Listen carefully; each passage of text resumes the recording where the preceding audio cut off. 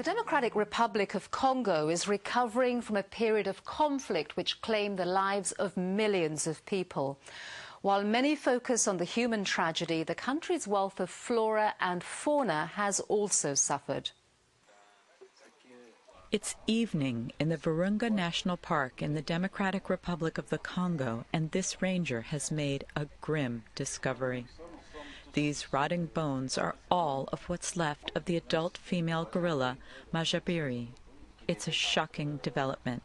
Majabiri once belonged to a thriving band of mountain gorillas known as the Rugendo family.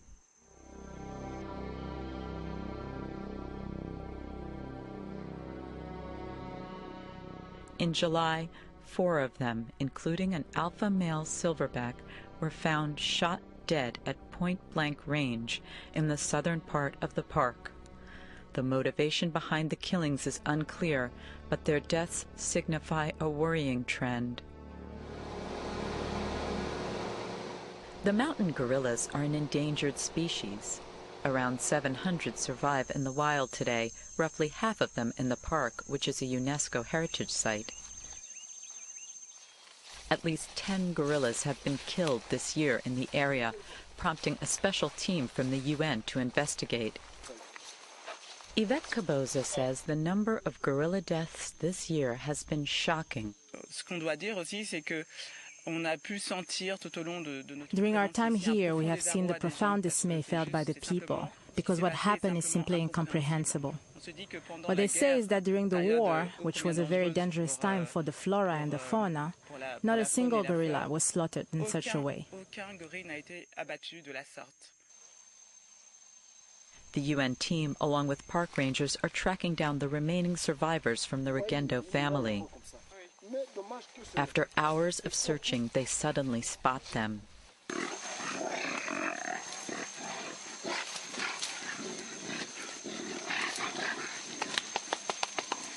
The gorillas are alive and well, for now, but they are not completely safe.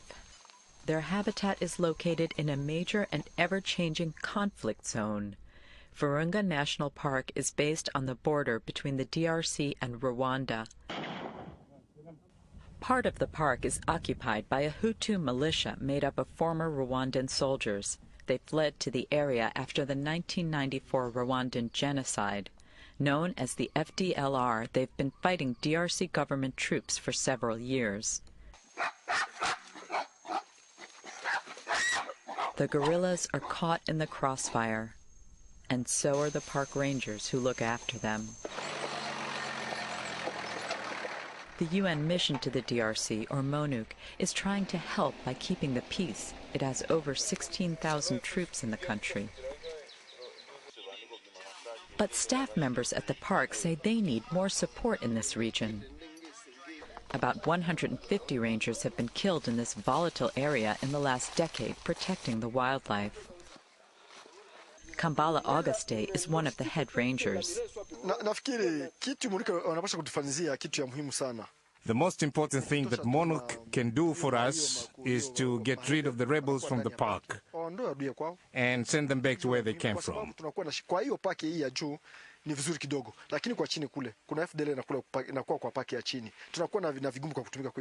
The upper side of the park is a bit safe, but the lower area is full of FDLR rebels who are making our work very difficult. It's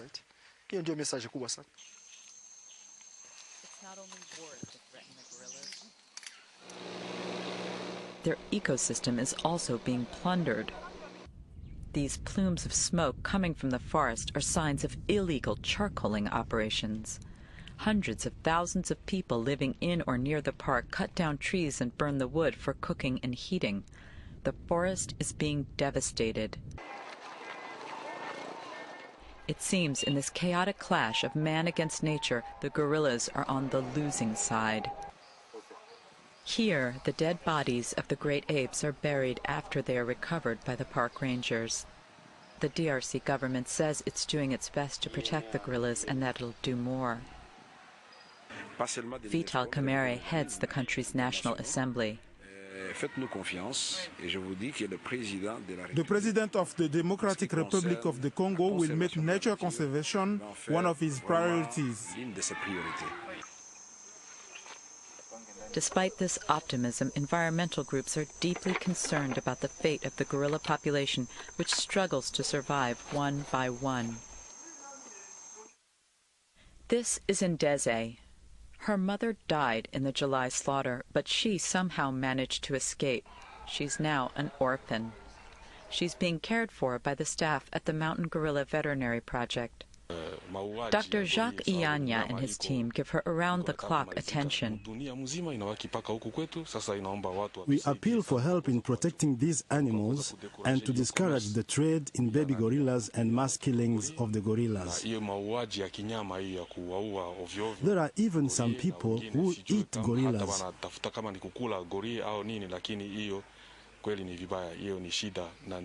We are worried that the small gorillas population, which we have left in the world, will soon be finished.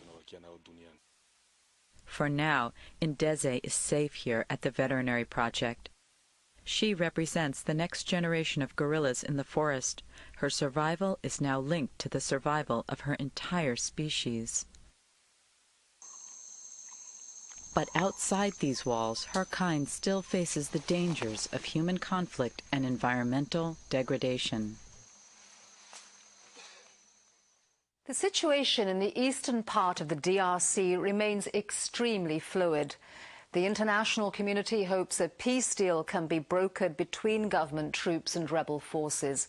Only then will the park rangers be able to start looking after the endangered gorillas again.